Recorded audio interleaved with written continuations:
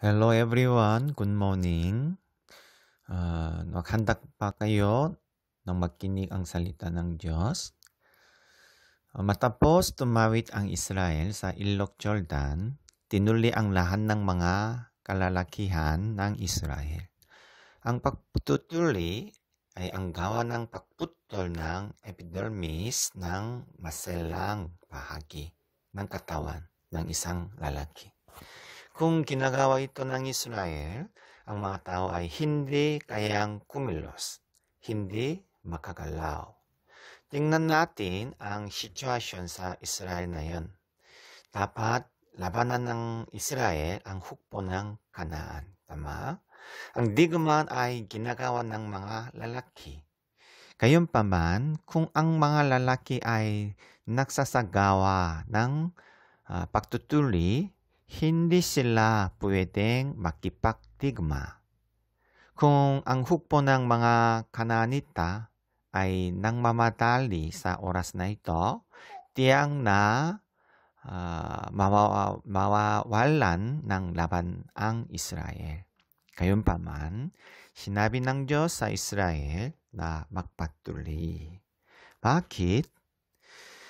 Noong nasa diserto sila, hindi sila tinuli kahit na sila ay may maraming oras para magpatuli.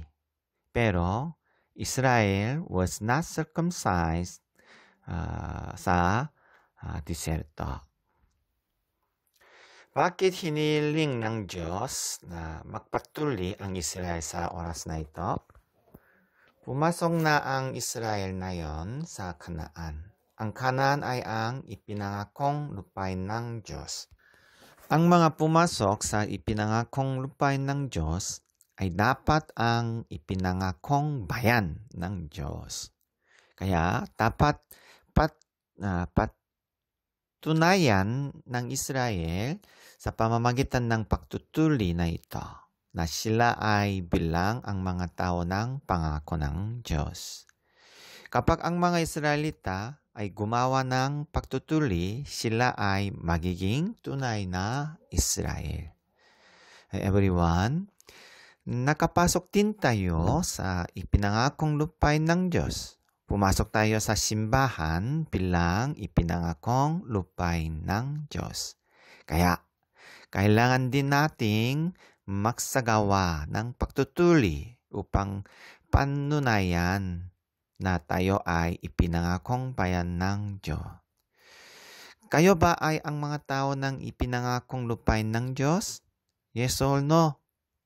Ano ang dapat natin gawin upang maging isang bayan ng ipinangakong lupain ng Diyos? Dapat pa tayong magpatuli? Hindi natin kailangan itinuro sa atin ni Jesus kung paano maging bayan ng Diyos sa halip ng pagtutuli. Ano ito? Ito ay ang mabautismuhan sa pamamagitan ng pananampalataya. Maraming tao ang nabautismuhan upang maging mga Kristiyano at maging bayan ng Diyos. Tama? Dinadala din ng mga Pilipino ang mga sanggol sa simbahan upang mabinyagan kapag sila ay ipinanganak. Gayunpaman, hindi ito garantiya na maging isang tunay na bayan ng Diyos. Sa pamamagitan lamang ng pagbibiyak na may pananampalataya, siya ay naging isang tunay na bayan ng Diyos. Amen? Kahit ikaw ay nabinyagan, kung wala kang pananalig, hindi ka nakatira sa ipinangakong lupain ng Diyos. Nananatili ka pa rin sa lupain ng kasalanan. Amen? Sinabi ni Jesus sa mga Pariseo, huwag isipin ang iyong sarili bilang mga inapo ni Abraham.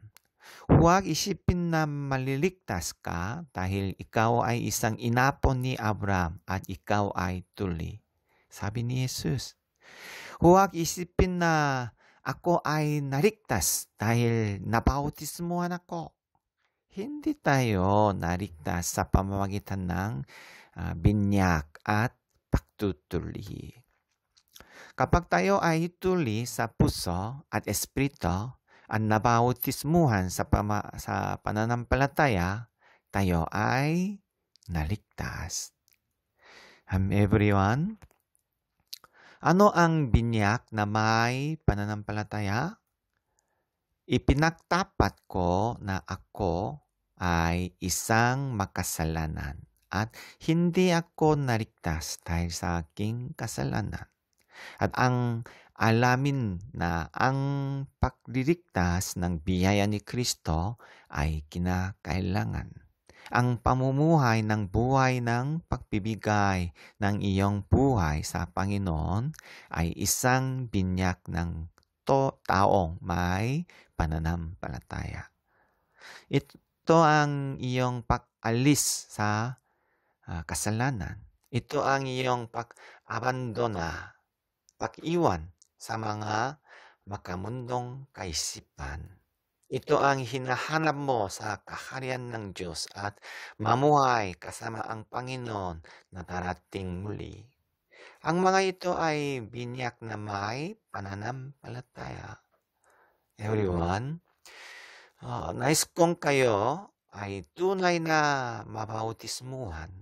Nais kong hanapin lamang ninyo ang biyaya ng kaligtasan ni Kristo. Hindi ka maililigtas ng pera. Hindi ka maililigtas ng kabataan. Hindi ka maliligtas ng iyong pamilya. Hindi ka maililigtas ng iyong kapangyarihan. Huwag mong hayaang mabautismuhan sa pamamagitan ng pera at makamundong isip. Ang pananampalataya ay tunay na pagtutuli. Hindi nakukumpirma ang ating kaligtasan dahil sa nabinyagan tayo. Ang pagbibinyag na ito ay dapat kasama ang pananampalataya. Umaasa ako na hindi ka mawawalan ng pananampalataya sa anumang sitwasyon. Nais ko kayong lahat na maging mapayapa at mapagpala sa ipinangakong lupain ng Diyos dahil may pananampalataya kayo. Anamshir Church, mabuhay ang iyong buhay bilang isang tunay na bayan ng Diyos sa simbahan, ang ipinangakong lupain ng Diyos. Pumasok na tayo sa ipinangakong lupain ng Diyos. Ang palayaw ng Kanaan ay ang lupang pangako. At ang isa pang nickname ng Kanaan ay isang lupain na dumadaloy na may katas at purot. Sinabi ng Diyos na ang Kanaan ay isang lupain na dumadaloy na may katas at purot. Ngunit sa katotohanan, ang Kanaan ay isang paok na lupain. Ang Kanaan ay isang lupain na puno ng mga bundok ng bato at disyerto. Ngunit, bakit sinabi ng Diyos na ang Kanaan ay isang lupain na dumadaloy na may katas at purot? Sa Biblia, ang gatas at purot ay mga salitang nangangahulugang salita ng Diyos. Ang Kanaan ay isang lupain na mayaman sa salita ng Diyos. Bagaman ang lupain ay baok, ang Kanaan ay lugar kung saan masagana ang salita ng Diyos. Bagaman ang lupain ay baok, ang lupang mayaman sa biyaya, pag-ibig at pag-alaga ng Diyos ay ang lupain ng Kanaan. Everyone, ang ating buhay ay baok, walang bunga, walang pera, kahit na may sakit, walang tayong pera upang pumunta sa ospital para magpakamot. Nakatira tayo kung saan hindi tayo malinis at mayaman. Ngunit, gayunpaman, nakatira tayo sa isang lupain ng kapayapaan na hindi maiinggit ang mga tao sa mundo. ito ang simbahan.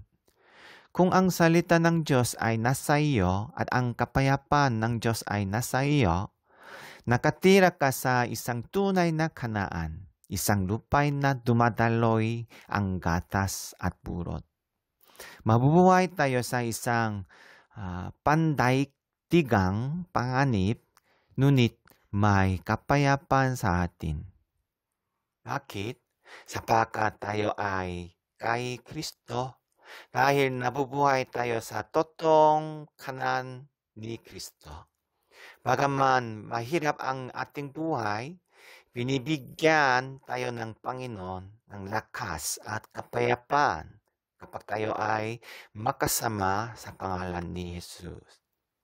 Kapag nakita tayo ay nasa harap ng Panginoon sa isang pagtitipon na tinawag na pagsamba, mawawala ang ating kahinaan at sasaklawin niya tayo ng kanyang lakas. Amen? Ang lugar kung saan tinuli ang Israel ay ang Gilgal. Ang pangalang Gilgal ay nangangahulugan, inalis ng Diyos ang kahihiyan ng Israel sa Ehipto. Nang tuliin ang Israel, nangangahulugang inalis ang kahihiyan ng pagiging alipin ng Israel. Nang tuliin ang Israel, ito ay nangangahulugan na nawala at inalis ang kahihiyan sa pagkaalipin ng Israel. Everyone, kapag ang ating kaluluwa ay nabautismuhan sa pamamagitan ng pananampalataya, alisin ng Diyos ang ating kahihiyan. Hindi na tayo mga alipin si Satanas. Tayo ay magiging bayan ng Diyos at mamumuhay ng payapa mula sa Panginoon. Okay lang kahit walang pera, dahil mas mahalaga sa atin si Jesus kaysa sa pera. Okay lang na masaktan ng asawa mo, ang hurt mo, sapagkat may Jesus sa iyo. Nandyan si Jesus para sa iyo. Hindi ka na nagturusa sa kahihiyan dahil sa iyong mga kasalanan. Dahil si Jesus with you. Everyone, itigil ang pamumuhay ng isang kahiyahiyang buhay dahil sa iyong mga kasalanan. Huwag mawalan ng pananampalataya kaysa mahirap at pinakamahirap ng mga sitwasyon. Nariyan ang kapayapaan ng Diyos at sumasagot sa lahat ng iyong mga problema kung saan sumasamba ka na yon. Amen? Let's pray. Maraming salamat po, Panginoon. Kami ay mahirap. Kami din ay walang kapangyarihan. Pero naniniwala kami na lahat ng kapangyarihan mayroon sa iyo. Naniniwala kami na kami ay nasa promised land ng Diyos at kami ay naging banal na bayan ng Diyos. Gusto namin lumaki ang aming pananampalataya sa pamagitan ng pag-worship namin para sa iyo. Panginoon, naniniwala kami na kami ay hindi na alipin ng demonyo. Naniniwala kami na ang aming kahihiyan dahil sa kasalanan ay naalis na. Kahit kami ay nasa sobrang hirap ng sitwasyon, naniniwala kami na maaalis na itong mahirap na sitwasyon. Protektahan niyo po ang aming church member. Pagpalain niyo po ang aming dining table at aming pamilya. Ingatan niyo po ang aming SFC, Sunday School at mga senior member. We pray in Jesus' name. Amen.